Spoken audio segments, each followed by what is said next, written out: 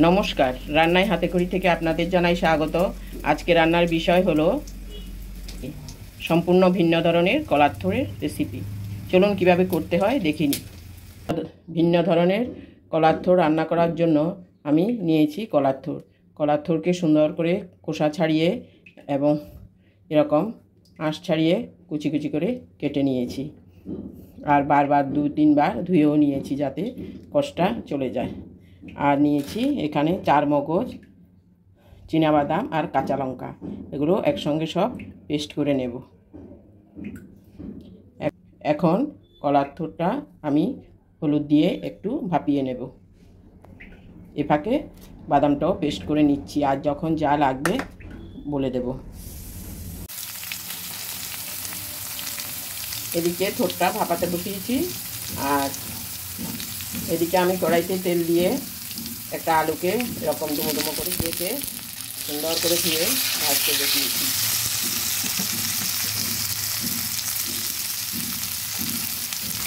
একটা আলুকে ছোটো ছোটো করে কেটে নুন হলুদ দিয়ে ভাজতে বসিয়েছি।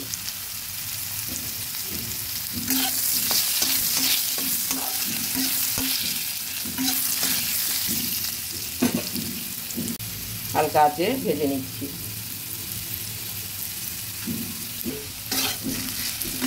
হালকা আঁচে আলুগুলো ভেজে নিলাম, এবার তুলে নিচ্ছি।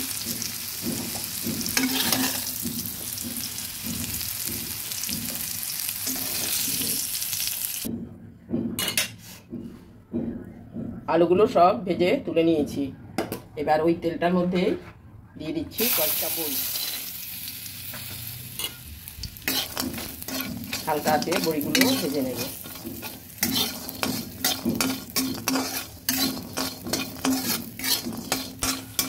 লাল লাল করে বড়িগুলো ভেজে নিয়েছি, এবার তুলে নেব।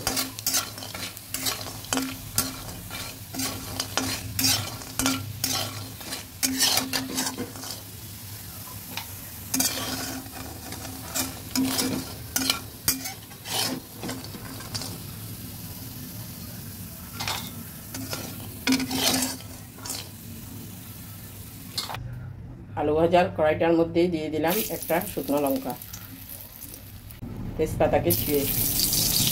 তেজপাতাটা আমাদের গাছে এখনো কাঁচা আছে। এবার দিয়ে দেবো 5 ফোড়ন।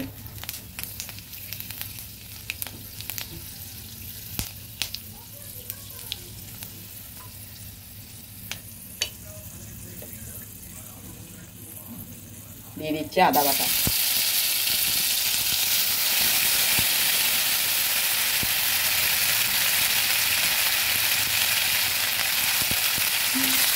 ভালোভাবে নেড়ে দিচ্ছি। হালকা একটু জল দিয়ে দিলাম।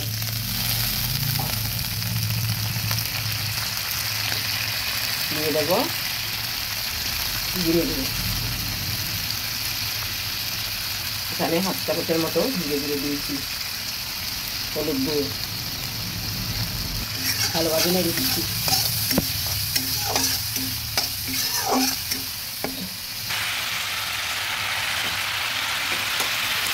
এখানে আর কোনো বিশেষ মশলা দেবো না, দিয়ে দিচ্ছি নুন।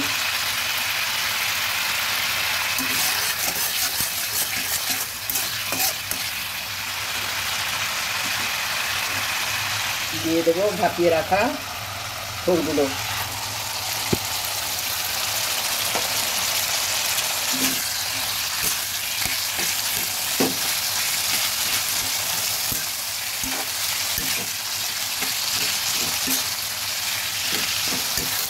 ভালোভাবে নেড়ে দিচ্ছি সবগুলো থোড় দিয়ে।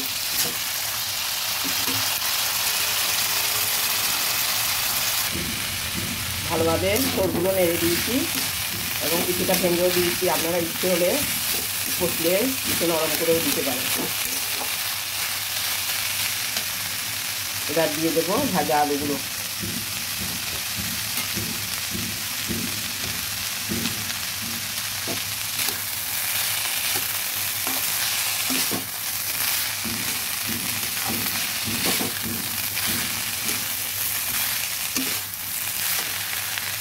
দিয়ে দেব 4 মগজ, চীনাবাদাম এবং 4-5টা কাঁচা লঙ্কা পেস্ট করে নিয়েছি। ওই পেস্টটা এখন সামান্য একটু জলে গুলে দিয়ে দেব।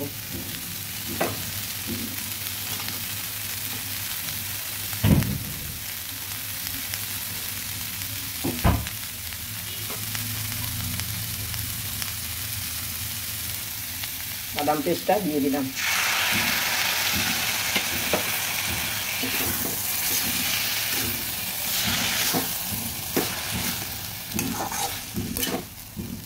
আরও করে নেড়ে মিশিয়ে আরেকটু জল দিতে হবে।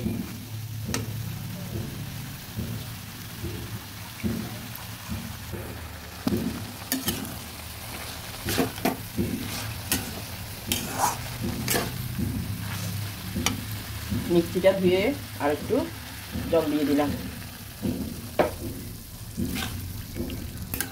বারবার নেড়ে দিতে হবে, কারণ বাদাম আর চারমগজগুলো লেগে যেতে পারে।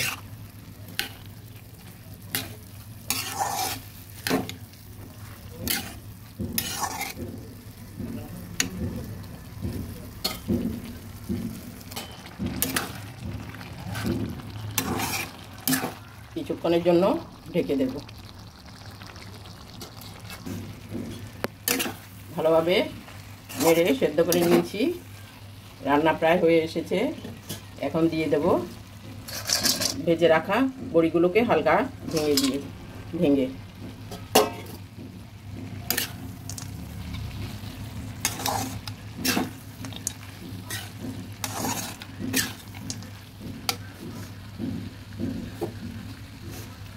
আর দিয়ে দেব এক চামচ চালের গুঁড়োকে একটু জলে মিশিয়ে পাতলা করে তারপর একটু দিয়ে দেব।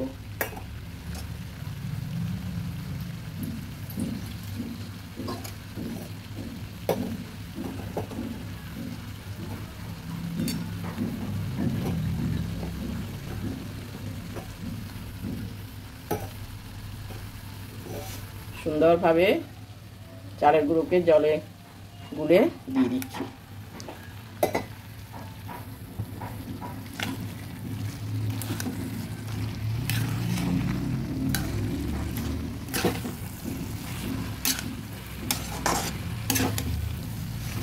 এতে একটা আঠালো ভাব হবে, মাখো মাখো হবে।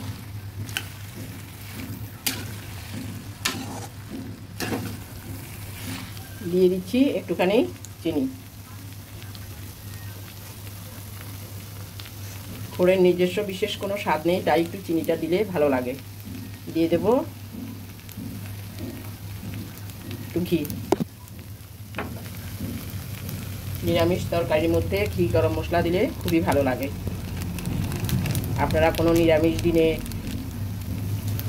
কোনো ভোগের রান্না এটা রান্না করে দিতে পারেন। ঘি গরম মশলাটা ভালোভাবে নেড়ে মিশিয়ে দিয়েছি। আমার কলার থোরটা সম্পূর্ণ হয়ে গেছে। এখন নামিয়ে পরিবেশন করে দেখাবো। আমি কিন্তু আলাদা কোনো শুকনো লঙ্কা পাউডার দিইনি, যে কয়েকটা কাঁচা লঙ্কা বাদাম পেস্টের সঙ্গে দিয়েছি ওটাই। আপনারা আপনাদের পরিমাণ বুঝে নুন ঝাল দেবেন। এখন পরিবেশন করে দেখাচ্ছি। সম্পূর্ণ নিরামিষ কাঁচকলার থোড়ের রেসিপিটা হয়ে গেছে। আমি পরিবেশন করে দেখালাম, দেখুন কত সুন্দর হয়েছে। আপনারাও করে দেখবেন। এটা সম্পূর্ণ ভিন্ন ধরনের একটা রেসিপি।